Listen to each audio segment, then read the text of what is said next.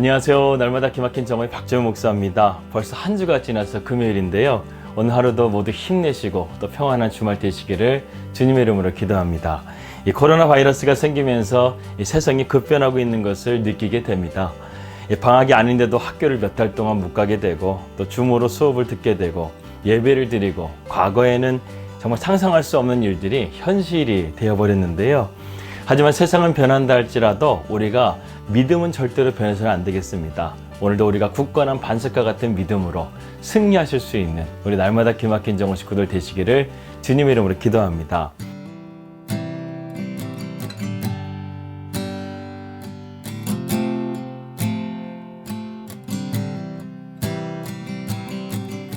말씀 들어가도록 하겠습니다. 이 평판은 참 중요합니다. 좋은 평판 하나가 10가지 스펙을 이긴다는 말도 있는데요.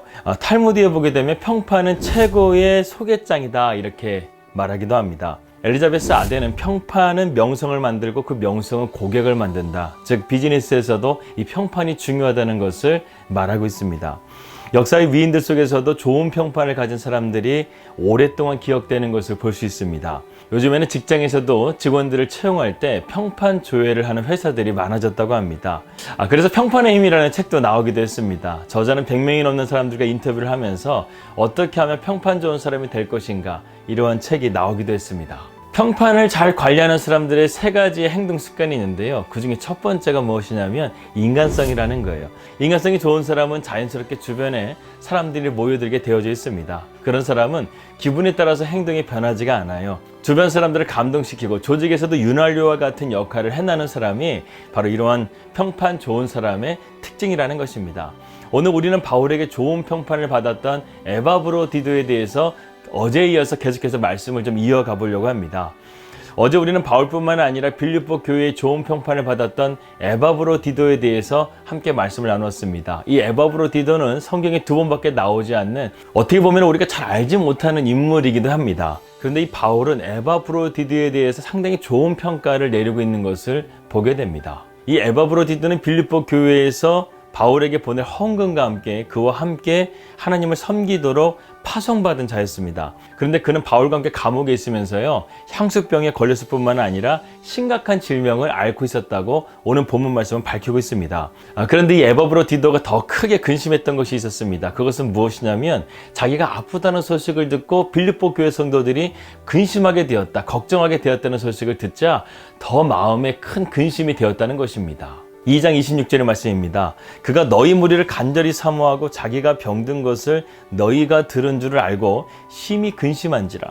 여기서 에바브로디도는 보통 근심한 게 아니라 심히 근심했다라고 말씀하고 있습니다.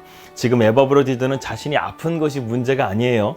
그는 자신이 아프다는 것을 아는 빌립보 교회 성도들을 염려하고 있는 것입니다. 이러한 에바브로디도의 마음을 아는 바울은 그를 배려해서 디모데보다 먼저 보냈다고 서신에서 밝히고 있습니다. 도대체 에바브로디도가 얼마나 아팠는가 27절의 말씀에 그것을 증거하고 있습니다.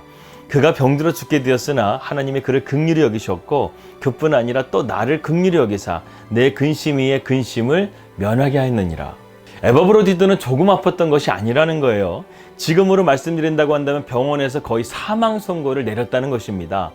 그런 상황에서 에바브로디도를 하나님이 긍휼히 여겨주심을 통해서 그를 기적처럼 고쳐주셨다는 거예요. 그런데 이 에바브로디도가 자신이 그러한 중병이 있음에도 불구하고 이 30절에서 그의 마음이 어떠했는지를 바울은 밝히고 있습니다. 그가 그리스도의 일을 위하여 죽기에 이르러서도 자기의 목숨을 돌보지 아니한 것은 나를 섬기는 너희의 일에 부족함을 채우려 함이니라. 여러분, 우리가 위대한 사람과 같이 있게 되면요 그 사람을 닮아가게 되죠. 에바브로디도도 이 위대한 바울과 함께 있으면서요 그도 바울처럼 교회를 자신의 몸보다도 더 중요하게 생각하면서 그리스도의 일을 자기의 목숨보다 더 중요한 것으로 여겼다는 것입니다. 특별히 여기서 자기의 목숨을 돌보지 않았다는 말은 이 도박 용어라고 합니다. 이 포커 같은 도박을 할 때 내가 가지고 있는 이 패가 최고의 패라고 한다면 이 올인을 한다는 것이죠. 자기의 생명을 걸었다는 것입니다. 에바브로디도도 지금 그러한 의미로서 말하는 거예요. 예수 그리스도는 자신의 인생에서 만난 최고의 패였다는 것입니다. 그렇기 때문에 그는 주님께 자신의 전 삶을 걸어도 아깝지 않고 그것이 절대적인 승리의 길인 것을 에바브로디도는 굳게 믿었다는 것이죠. 그래서 그는 죽음의 순간에도요, 자기의 목숨을 돌보지 않고 그리스도에게 온 생을 던질 수 있었던 것입니다. 에바브로디도는 비록 자신 앞에 이런 고난이 있었지만 바울이 보기에 그는 진짜 그리스도인으로 살아갔던 거예요. 그리스도인이라는 것은 무엇입니까? 자신의 인생을 온전히 주님께 맡기는 삶입니다. 우리는 그야말로 앞나라 알 수 없는 세상을 지금 살아가고 있죠. 그런 가운데서 우리가 살 수 있는 것은요, 주님을 붙잡는 것밖에 없어요. 세상의 것들은 잠시 나에게 유익을 줄 수 있습니다. 하지만 죽음 앞에는 모든 것이 다 무기력한 것들 뿐이에요. 우리는 죽음을 이기신 예수 그리스도를 붙잡아야 합니다. 그분을 붙잡아야 우리는 어떤 상황 속에서도 용기를 낼 수 있는 소망을 가질 수가 있습니다. 주님을 붙드는 인생은 죽음이 끝이 아닙니다.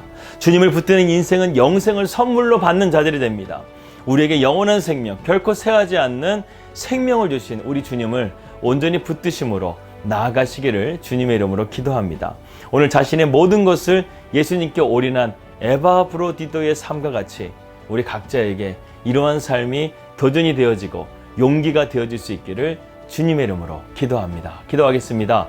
하나님 아버지, 오늘 에바브로디도의 삶과 같이 우리가 주님 앞에 올인할 수 있는 그런 믿음의 헌신이 우리 가운데 있게 하여 주시옵소서.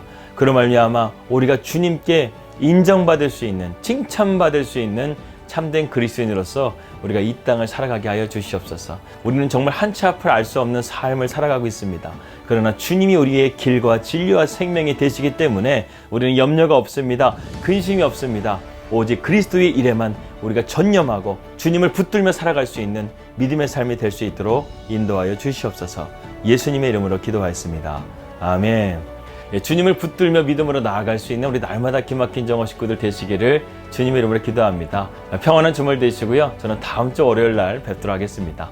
우리 믿음으로 승리합시다. 할렐루야.